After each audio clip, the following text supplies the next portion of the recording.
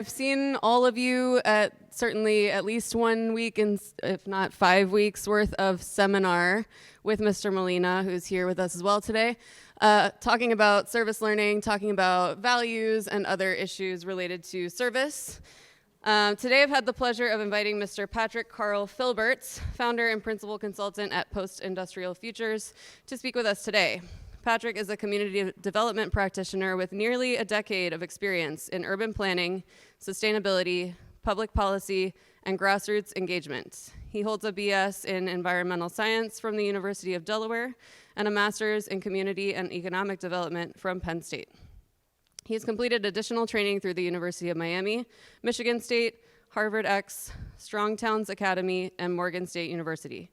Patrick's expertise centers on vacant land transformation and the creation of community-managed green spaces.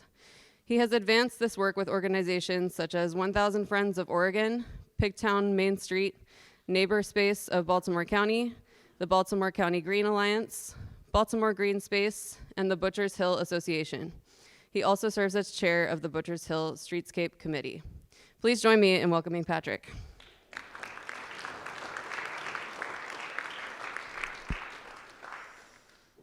So, Patrick, can you briefly explain what your organization does and its purpose? Yeah, sure. First off, thank you for having me, Allie. Allie and I were classmates at Friends starting in second grade, so we have known each other a long time. How are we doing today, gentlemen? Feeling good? Good enough? All right, great.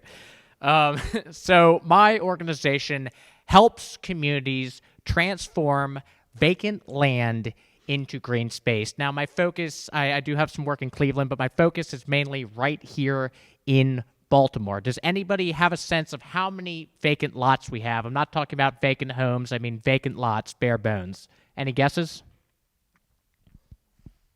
A lot more than that, brother. A lot more than that. A little too high. That Detroit does, in fact, have 100,000 vacant lots. Here in Baltimore, we have... 100,000. Detroit has 100,000. They have, unfortunately for them, the record. We have about 20,000 vacant lots. So this is a big problem. My organization is called Post-Industrial Futures. So we try and envision futures for post-industrial cities. Does anybody have an idea what a post-industrial city is? Hand to the back.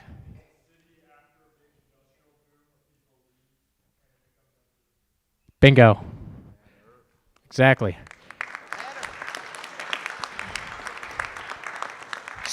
So when you think of industrialization, you think of factories, yada, yada, all that good stuff. And you think of the period when those factories left, jobs left. There are so many factors we can talk about. So post-industrial is after that era. And when you think a lot of these cities, you think of neglect, you think of challenges, and what I'm trying to do is flip the script, think of futures, and transforming vacant land into green space is part of the future which myself and many other people I work with envision. We have communities all across Baltimore that have vacant land and they do not know what to do with it. They are trying to figure it out, and so what I help them do is get that vacant land or underutilized space through the process where it can become community green space. So if you're familiar with urban farms, community gardens, pocket parks, or small parks, that's what I'm helping communities with.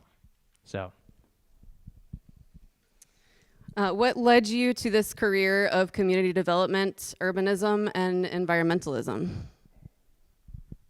Yes, so I'm sure some of you at that stage, 10th grade, where you're thinking about what you might do in your future. And for everyone, that's a unique journey. For me, I grew up not too far from here in Homeland, and there was one vacant lot in my community, and honestly, what they did probably is what I would consider to make a lot of sense. They put a home there, but when I was a kid, my cousin and I used to run around. There were trees. It was messy. We had a fort, and one day I came back, and it was all cut down. It was all essentially wood chips, sawdust, and just as a kid, that was shocking to me. I had a strong desire to preserve the natural world at that point. But what I realized after not so long was I didn't want to be a scientist, right? Just because I cared about the environment does not mean I need to be an environmental scientist. I got a second passion, urbanism. I took this incredible class. You may have some classes like this. My senior year was called the City Life and Letters at Friends. And they took us down to Federal Hill with all the lessons we were learning, and I just became fascinated with the city. Well, so what do you do with that? You become an urban planner? Soon after that, I realized I didn't want to be an urban planner either. What I like best is being out there and connecting and working with people, right? Learning what your skills are. How do your skills match your interests? And that's when I found community development. So what I do, I help build communities through the process of transforming vacant land into urban green space, urbanism and environmentalism, a blend of my two passions. So, thank you so much for that note about our interests and passions. I know with our service learning program here, we're always working to determine what are my interests as a student, because using those interests will make someone more likely to really make some meaningful contributions. So thank you for bringing that up. Mr. Smythe is our head of school, and he talks with us all the time. Can I get some confirmation from the audience about showing up and showing out? Sound familiar? Right, so we do that when we go to athletic games and support our teams, but what are some ways that neighbors show up for each other? I know you have a great neighborhood here in Baltimore, if you can talk about how you show up for your neighborhood. Absolutely. So my neighborhood is Butchers Hill in southeast Baltimore. It is an awesome, awesome place. And one of the ways that you can show up is just introducing yourselves to your neighbors. If somebody moves in down the block, you welcome them to the community. If you know something's going on with someone, you ask them, how's their mom? How's that new garden you started? I know you got a puppy. How's that going? Checking in on people, right? This is how you build community. And again, my work all across Baltimore is focused on that effort. However, you think about that thing they say on planes, you got to put your own mask on before you put someone else's. And so for me, the core of my work is how do I show up in my own community every day for the people in the physical space that I share.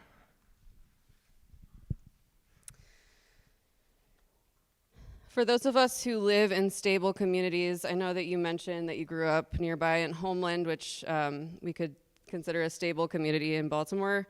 What should we remember about the duty to show up and not take our surroundings for granted? Absolutely. Here we are. We're talking duty. We're talking service. We're talking mind, body, and spirit. Guys, you make it a part of you, right? Every challenged community in Baltimore, every distressed community was at one point a stable community. You cannot take where you live for granted. And that means you have to put some work in, right? And I understand many of you are going to go on to be career focused. You're going to have other things on your mind. But the question is, what can you do to give back? And sometimes it's as little as saying hi to people. Maybe you live in an apartment. Maybe you see somebody run to the door and you hold the door for them. You said, hope you're having a nice day. It can be little things like that. But in my community, there are other ways to be involved. You want to plant trees or you want to plant plants? That's what I do with the Streetscape Committee. One of the things for anybody interested in that, there's a place for that. If you are good with numbers, community associations have budgets. They need help with that. There are so many ways you can give back to your physical community. But again, when you see a stable community, understand part of the reason it is stable is because neighbors are showing up, often silently, often without you realizing it. And it's an understanding that each of you can and should look into yourselves and figure out how you can be that person. Excellent. Let's give Patrick a round of applause.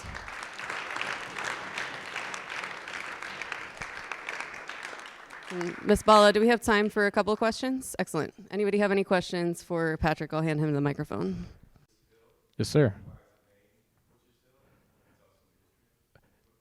Yeah, so again, it's as simple as there used to be a lot of butchers, but interestingly enough, it was part of another community called Washington Hill, which still exists, and back in, I think, about 1980, there was a decision to start a new community association, which matched, I believe, the old historic district. So it's a community of only about 4 blocks by 5 blocks. I think 1,000 or so homes. But again, from the beginning, it was really a community-led effort. It was an effort that has not ceased in 40 years of neighbors by neighbors to improve their physical space. And I think the cool thing about that community is there's a real sense of that within the boundaries, a sense of that history of collective commitment. One of the coolest things about Butchers Hill is we have something called Charles M. Halcott Square. Now, it is a pocket park about 40 years old, and the original creator of the space, leader of the space, is still involved with it. So he's been part of this entire transformation of the community, and my old organization, Baltimore Green Space, actually protects this green space for the community. So again, with the work I'm doing in other communities, is trying to help them get to that process where they have a green space that is protected long-term, like we have Halcott Square in our own community. So, thank you. I think, so I've been around the city enough that I'm working with people I know I can work with, is one thing. And one thing is, if you make friends with the community leaders and the community leaders are respected, everybody else can kind of get down with you. Everybody's like, oh, he's with them. So understand who's making the decisions, who has the respect in the community, and if you can vibe with them, that's somebody you can work with. And then once you start showing up, people realize you're not just here making empty promises, that you're somebody who's serious, you're someone who's going to stick around. If somebody they respect takes you seriously, then you can earn respect of the broader community. Wow, yes. There are so many of these, and I'm trying to think which one to focus on. I don't know if this is necessarily red tape, but again, one obstacle is that many of these vacant lots are privately owned. They have owners who are deceased or absent, and they have something called liens on them, which is unpaid taxes. This has been a huge obstacle because communities cannot adopt it unless it is owned by the city. So we now have this process which allows the city to essentially take over some of these lots if the amount of liens is greater than the value of the property. So that's been a big thing, but in the process of getting to community control, there is the process of going from private to city-owned, and again, then from city-owned to community-owned. So those processes, again, can take months. You're dealing with a number of city agencies. Again, if it is initially private, a lot more. And when you're dealing with vacant lots, sometimes you're looking at a green space. Community has been managing it for a bit. They're trying to get control of it. You have 10 vacant lots. It goes private, somebody's paying the liens, private with liens, city-owned with adopt lot, private. And so trying to get through that jigsaw of ownership and get through the process, this is the kind of thing that can burn people out, right? These people have jobs, they have families, they have their own struggles, they have lives. So again, this is one example, but there's a lot of that red tape. There are a lot of obstacles. So having people who can create the structures and provide the guidance to get through that process is really key. Yes, go ahead, Joe. All right. So, what would you say is more rewarding, in terms of your job, in terms of emotionally, getting the work done, seeing the community, seeing the empty space be renovated, or just the idea of renovating it itself? I really like where you're going with this. Can you just rephrase the second part so I understand it a little better? Does it feel more rewarding to have the work done, or just basically have the opportunity in order to really do it? I like that. I like that a lot. I guess it's the end result or the process. Is that the question you're asking? I think, again, it's tempting to be really caught up by the end result, and something I guess I'm trying to work on, which we should all be trying to work on, right, is the joy of the process.